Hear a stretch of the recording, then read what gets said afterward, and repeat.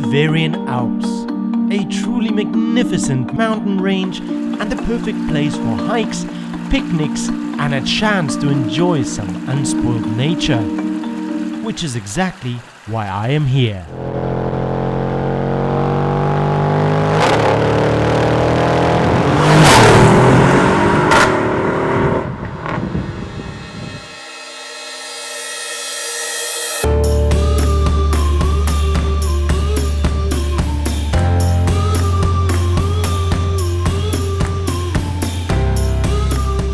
This is the Mercedes-Benz GLE AMG 63S. I'll try and get your lips around that one. And I suppose the S stands for superfluous because you're going to have to look really long and hard to find anything that's normal in this car. And just when you think you have, you kind of realize you haven't.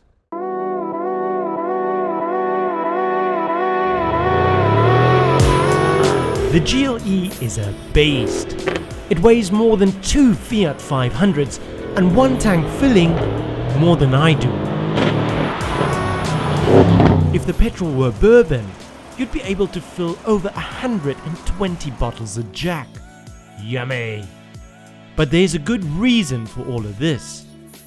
It's an AMG, and for the past 40 years, every single engine was assembled by its own master builder.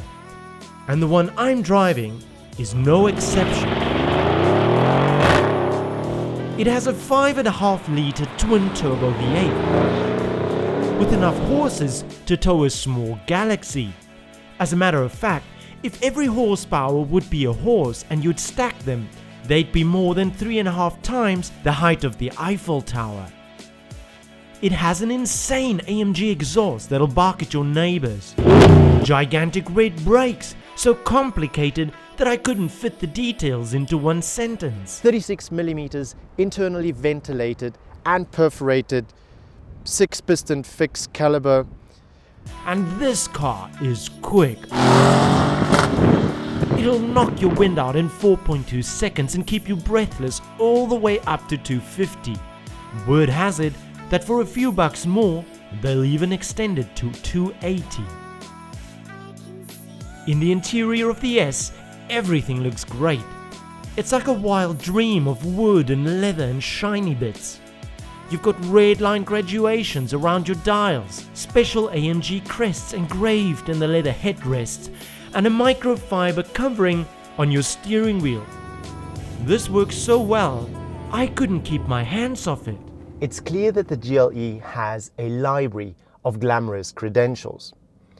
But the question remains, how does that translate into reality, into everyday life? Can you take it to the movies? Can you have a glass of red wine and a good conversation? Maybe even a kiss? Well, there's only really one way of finding out, and that's go on a date. Well, it has to be said from the word go that not many sounds come close, in my opinion at least, to that of a proper AMG. Wow, just listen to that. That is proper. AMG, you make a proper noisy V8. Admittedly, when I first saw this car, I thought it probably had the handling capabilities of a small townhouse. But AMG have fitted it with some nifty suspension that should keep your panties dry in the twisty bits. And since the road ahead offered some stomach-churning bends, I turned the dynamic select button to Sport Plus mode to see what'll happen.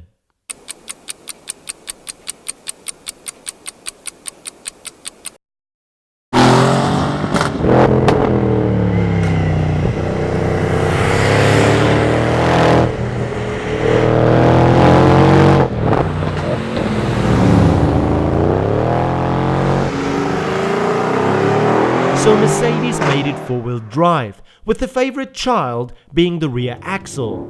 That means, in theory, when you give it the beans around the bends, the back should come out. That stays a theory though, because there are systems in place to keep you from amalgamating with objects, such as a wall or a mountain. And that's a good thing. I've just been wondering, although this car has four-wheel drive and it is an SUV, who in their right mind is actually going to take it off-road? Well, I did say right mind. I then decided to give the Benz a break and enjoy some scenery.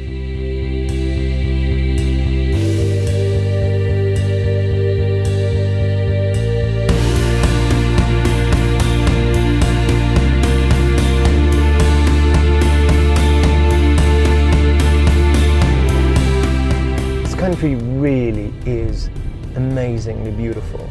Even at a time like this, in winter, where it's supposed to be cold and wet and gloomy, it's just astonishing, these mountains. I must admit that right here, right now, the GLE seems like the perfect car for this kind of driving. I'm cocooned in comfort, and at these cruising speeds, that V8 is jolly well suited for the job. You see, boy racing it through every bend and stretch in scenery this magnificent would be like downing an expensive bottle of red wine straight from the decanter.